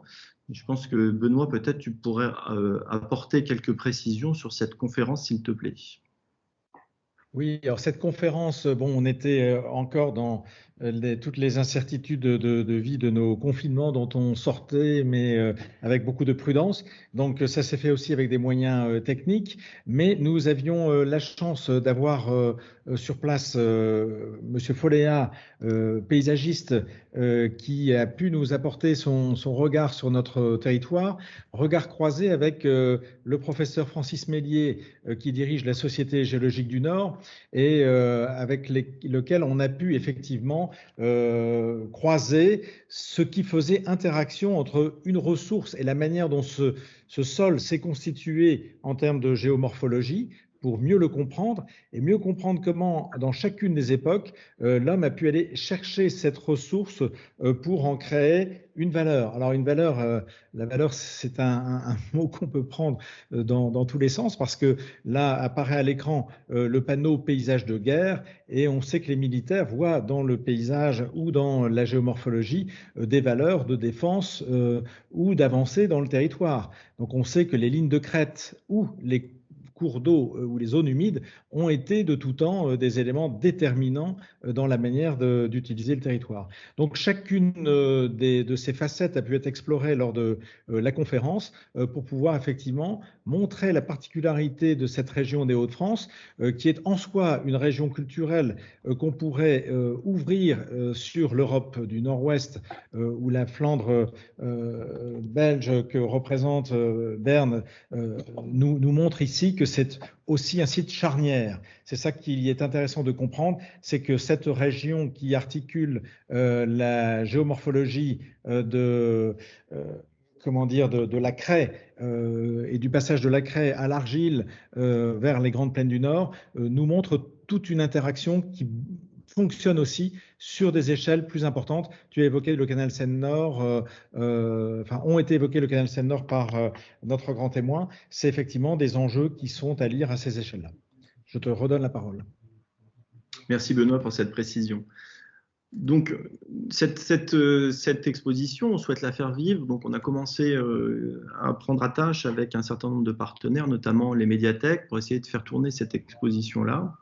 Et parallèlement, on s'est dit que c'était intéressant de proposer peut-être un partage des points de vue autour des paysages régionaux. Et il a été proposé donc, par le CAUE de l'Aisne et partagé par l'ensemble des CAUE des Hauts-de-France de lancer un concours photo intitulé Paysages en Hauts-de-France, un concours, slide suivante s'il vous plaît, qui serait finalement destiné aux habitants des Hauts-de-France et aux usagers des paysages des Hauts-de-France, de manière à partager leur point de vue. Donc, en ce qui nous concerne au CAUE de l'Aisne, on a une expérience assez maintenant qui commence à avoir un petit peu d'épaisseur sur les concours photos, avec notamment plusieurs concours depuis 2015 et sur des thématiques toujours paysagères. Donc ce concours photo, il a pour objet un appel à participation du grand public et aussi d'amener les gens à peut-être porter un regard différent sur leur paysage, en tout cas d'essayer à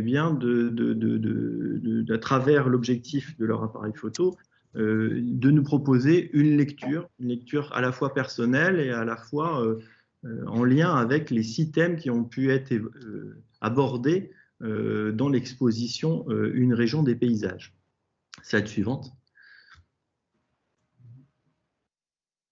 Donc ce concours photo, il s'appuie sur un outil qui est l'outil de la plateforme Espace Territoire, qui nous a permis à la fois de recueillir les inscriptions, de diffuser la communication et ensuite de capitaliser les participations à ce concours.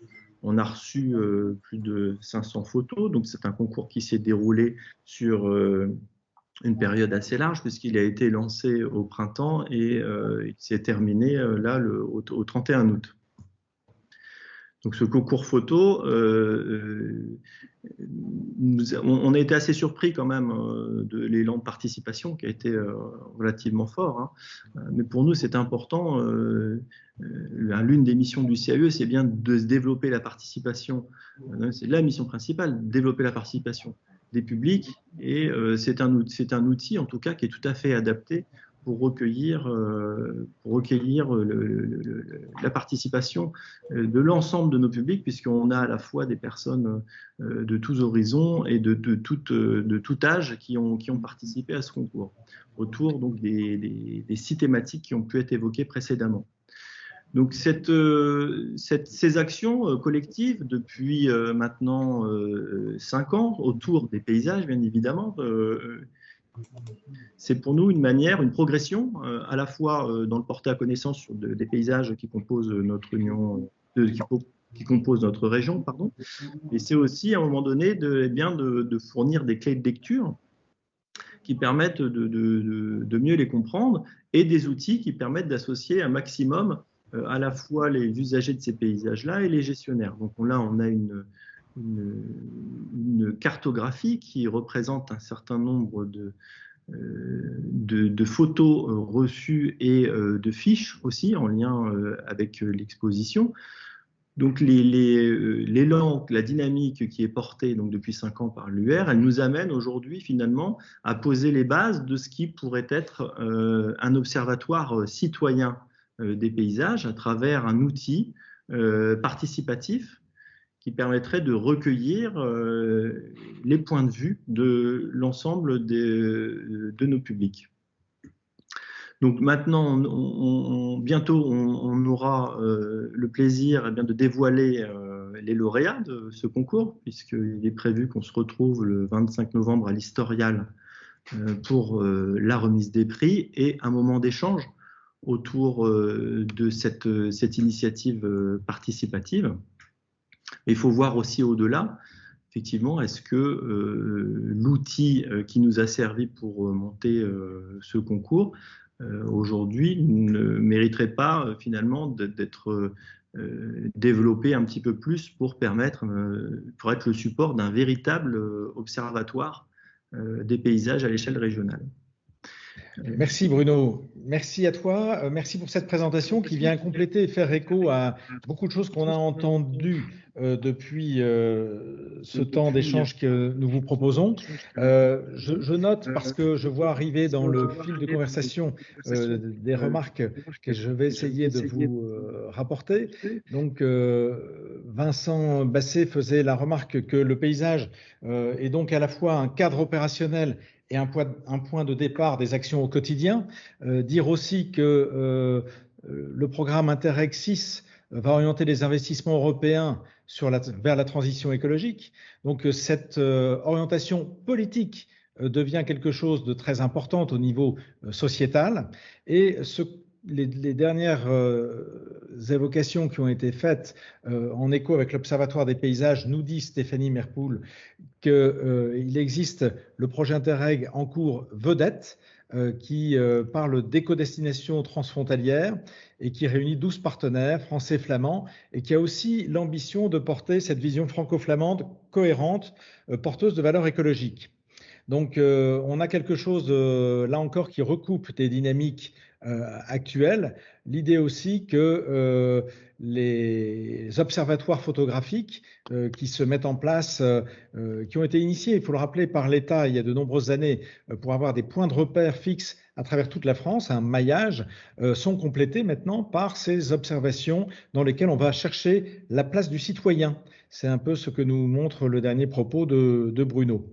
Donc il y aura sans doute des choses à articuler pour que ces observatoires nous permettent de créer des dynamiques locales et en même temps aident les élus à être en situation d'échange avec leurs habitants à travers les études et les réalisations qui leur sont proposées. Voilà un peu pour la synthèse des échanges. Anne Braquet nous dit, au-delà des trames, quel lien prospectif avec les politiques du paysage que mène l'État à l'échelle régionale et ses expériences. Alors là, peut-être, François, tu es le mieux placé pour essayer de nous répondre. Toutes ces actions, comment vous voyez les choses côté DREAL pour créer cette notion d'assemblage? On parlait d'écosystème en introduction, écosystème perdu. Comment effectivement on peut essayer de rechercher cette vision peut-être plus globale et nécessaire pour l'État, de montrer comment cette région est en train d'évoluer sur ses caractéristiques de biodiversité et de lien avec le vivant. François, tu as peut-être une réaction à nous apporter là-dessus? Oui, c'est pas évident à répondre à cette question. C'est vrai qu'il y a, je l'ai montré tout à l'heure dans une diapositive, il y a différentes échelles de travail sur cet aspect-là. Il y a l'échelle européenne, nationale, et puis après qui est déclinée au niveau régional. Et après, ça fait un peu un va-et-vient aussi. Il y a des actions qui se font au niveau plus local. Et l'idée, c'est de dire il n'y a pas forcément de mauvaises actions. Le tout, c'est si on arrive à rentrer dans les schémas qui sont prévus à l'échelle régionale, voilà, c'est bien parce que ce qui serait un peu, je dirais, dommageable, c'est par exemple de créer quelque chose qui, d'un point de vue paysager ou biodiversité, mise en place de la trame, soit pertinent au niveau d'un petit secteur et qu'il n'y ait pas la continuité par ailleurs. C'est-à-dire qu'on crée on efface un barrage, typiquement par exemple on efface un barrage sur un cours d'eau et on en crée un autre un petit peu plus loin ou un petit peu en amont ou en aval. Donc voilà, il y a une cohérence qui doit dépasser le simple projet. Et je ne dis pas que l'État veille, mais les services de l'État sont aussi là pour essayer d'assurer un peu cette cohérence. Donc, voilà, je n'ai pas vraiment de réponse particulière sur cette question qui est assez délicate et difficile à répondre, effectivement. Non, alors je peux juste préciser, avez-vous, parce que les trames vertes et bleues ont été mises en place dans une temporalité, est-ce que vous avez vous-même votre observatoire de la manière dont ces trames se constituent aujourd'hui? Est-ce que vous êtes en remontée vers le ministère ou le ministère vers l'Europe pour montrer effectivement, et peut-être que ce que tu as vu et entendu aujourd'hui est peut-être une inspiration pour dire, en tout cas nous, ça nous aiderait à savoir si ce qui se fait sur le terrain peut contribuer et comment on peut participer à cette évaluation de l'évolution de la biodiversité dans nos environnements? Alors là, il faudrait que je pose la question à Jérémy Bachmann qui était tout à l'heure dans le.